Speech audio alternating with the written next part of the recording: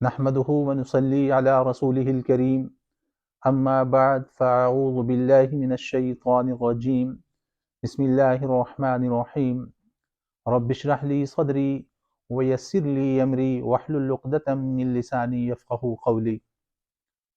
ناظرین و سامعین، آج کا موضوع جو ہے وہ ایٹماسفیئرک سچویشن، مطلب موسمی تغیر و تبدل کو ملحوظ رکھتے ہوئے کولڈ، کف، گٹار، جب ہمیں نزلہ، زکام، گلا خراب، کھانسی، اس کی شکایات آج کل بہت کامن ہیں۔ موسم کی وجہ سے بھی ہے، موسم بدل رہا ہے، کچھ ویسے بارشیں بہت زیادہ ہوئی ہیں، شدید قسم کا سیلاب پاکستان میں آیا ہے، تو اس کی وجہ سے بھی ڈفرینٹ قسم کی بیماریاں جنم لے رہی ہیں، مگر ان میں گلے کا خراب ہونا، آواز کا بیٹھنا، اور ساتھ ساتھ جو ہے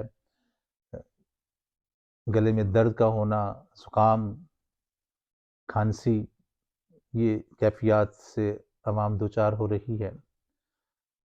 تو چاہا کہ اس پہ ایک ہوم اور نیچرل ریمیڈی جو سیف ترین ہو، اور نیچرل ادویات پر یا نیچرل غذاؤں پر موسٹلی کوشش کی گئی ہے کہ روزمرہ عام مل جانے والی اور انتہائی زود اثر اور مفید اور مؤثر چیزوں کا استعمال کیا جائے۔ اس میں پہلے ساتھ ہی ساتھ یہ بتا دوں، یہ موسٹ پرابیبلٹی جو لوگ آلریڈی بلغمی مزاج کے لوگ ہیں، جن کو نزلہ، زکام، کھانسی اور بعض دفعہ سانس کی تکلیف اکثر ہو جاتی ہے، دمہ جسے کہتے ہیں، یا الرجک ایسما، الرجک رینائٹس، ایسے ہی سائنوسائٹس، یہ ایشو پاکستان میں کافی پائے جاتے ہیں۔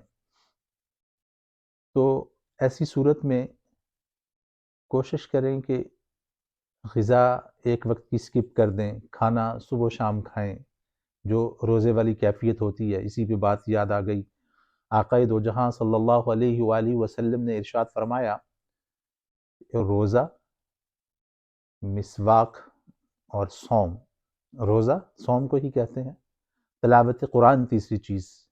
امام سیوطی رحمۃ اللہ علیہ نے مجربات امام سیوطی میں اس کو لکھا کہ یہ تینوں چیزیں جو ہیں وہ قاطع بلغم ہیں، بلغمی امراض نہیں ہوتی۔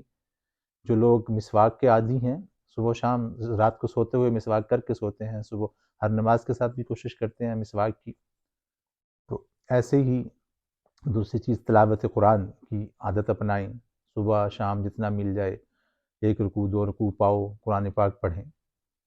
تو ایسے ہی جب یہ بلغم کا خاص طور پر نزلہ شدید بہہ رہا ہو تو ایک کھانا سکپ کریں، اور خاص طور پر ٹھنڈے مشروبات سے پرہیز کریں، موسم بدل گیا ہے، اور گرم غذائیں کھانے کے بعد، جیسے آج کل فش کا استعمال شروع ہو جائے گا، اور بازاری چیزیں، بازار کی مختلف چیزیں، لوگ برگر ہے، اور اس کے بعد پیٹیز ہیں، پیزا ہے، مایونیز ہے، چکن رولز ہیں، ان کا استعمال بڑھ جاتا ہے، اس میں مایونیز وغیرہ ہوتی ہیں۔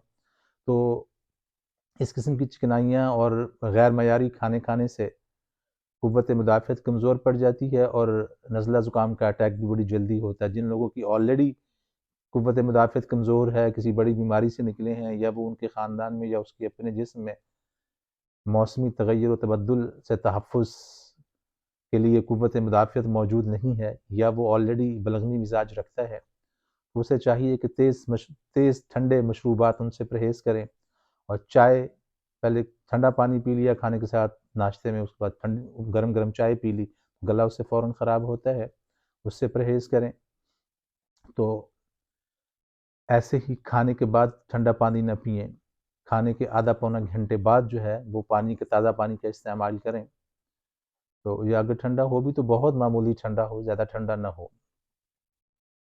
تیسری اہم چیز جو مسواک میں بات تو ویسے آ گئی ہے، جو لوگ اپنے منہ کو صاف رکھتے ہیں، کھانا کھانے کے بعد ٹوتھ پکس کا استعمال کرتے ہیں، پارٹیکلز جو ہیں وہ دانتوں میں نہیں چھوڑتے، ان کو اللہ ایسی بیماریاں جو منہ کی ہوتی ہیں ان سے محفوظ رکھتا ہے، گلا خراب نہیں ہوتا، دانتوں کے مسائل نہیں ہوتے۔ تو مسواک اور ٹوتھ برش کی، اگر مسواک کی عادت نہیں بھی ہے کسی کی، گھر میں ہے، تو کم از کم ٹوتھ پیسٹ جو ہے اس کا پراپر صبح اور شام، ہم دن کا برش جو ہے وہ لوگوں کو دکھانے کے لیے کرتے ہیں، دانت بڑے اچھے ہیں، اصل جو رات کے سوتے ہوئے برش کیا جاتا ہے وہ آپ اپنی صحت اور تحفظ اور اپنی، مطلب کہہ لیجیے، قوت مدافعت کو ٹھیک کرنے کے لیے کرتے ہیں، چونکہ ساری بے شمار جو امراض ہیں وہ منہ سے ہی آپ کے اندر پہنچتے ہیں، بیکٹیریا، فنگس، وائرس جو ہے ہم سانس لے رہے ہوتے ہیں. جو لوگ منہ کو صاف رکھتے ہیں وہ نزلہ زکام کھانسی سے محفوظ رہتے ہیں.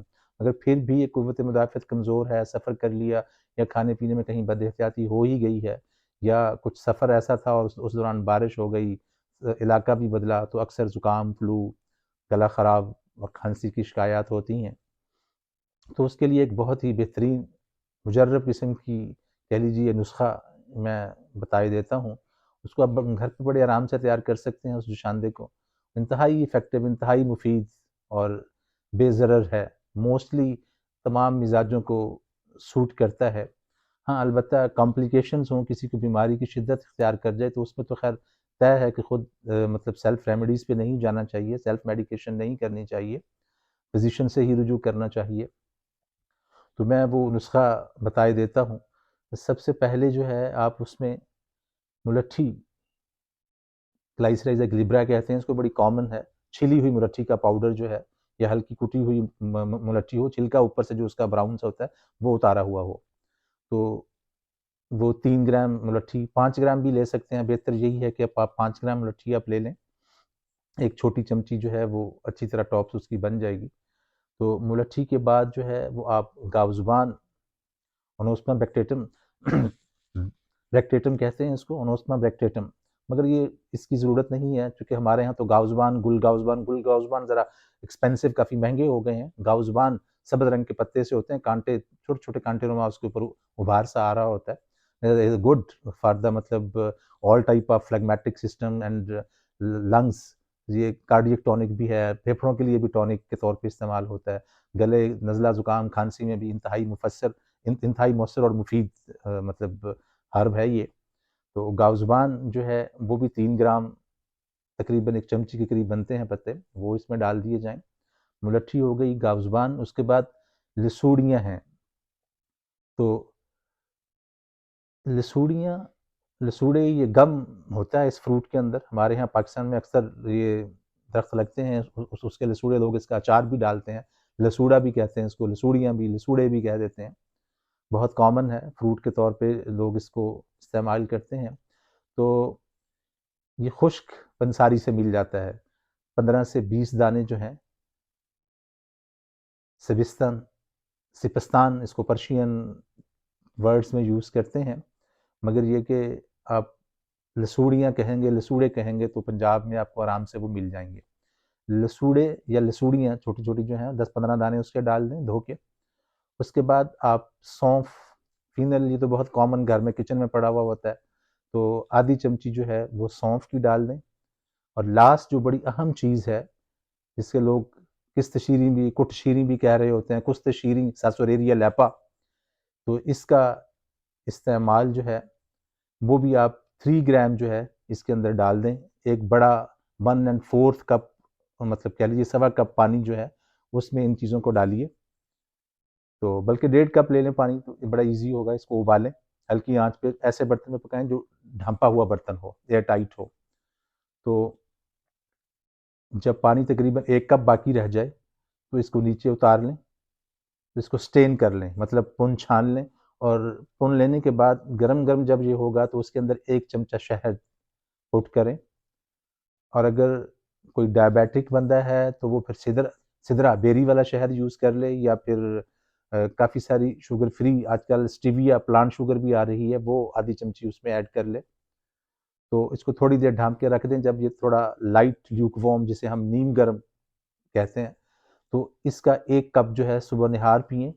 اور ایسے ہی اگر بہت زیادہ فلو، کھانسی اور اٹیک ہو رہا ہے تو ایسے ہی 1 کپ جو ہے وہ آپ عصر کے قریب پئیں، اور پھر 1 کپ جو ہے شام کو پئیں. تو ایک ہی دن میں خاطر خواہ افاقہ ہونے لگتا ہے.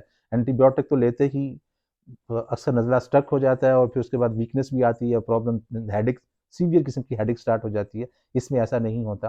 ہاں البتہ نزلہ بہت شدید بہہ رہا ہو تو آپ آدھی چمچی خشخاش بھی اس میں ایڈ کر سکتے ہیں 2-3 دن کے لیے.